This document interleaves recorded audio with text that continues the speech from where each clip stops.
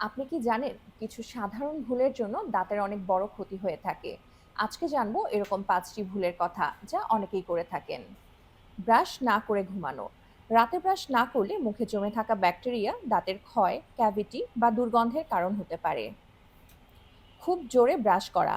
অনেকে ভাবে জোরে ব্রাশ করলেই ভালো পরিষ্কার হয়, কিন্তু এটা এনামেল নষ্ট করে দাঁত সেনসিটিভ করে তোলে।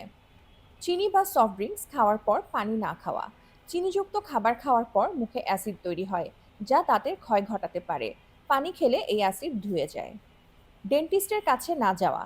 প্রতি 6 মাসে একবার ডেন্টাল চেক আপ করলে অনেক বড় সমস্যাও আগেই ধরা পড়ে যায়। দাঁতের সমস্যা লুকিয়ে রাখা। দাঁত ব্যথা, মাড়ির রক্ত পড়া, এগুলো অবহেলা করলে ভবিষ্যতে দাঁত তোলার মতো সমস্যাও হতে পারে। একটি সুন্দর হাসি শুরু হয় ভালো অভ্যাস দিয়ে। দাঁতের যত্ন নিন, সুস্থ থাকুন। আপনার দাঁতের যত্নে পাশে আছি আমরা।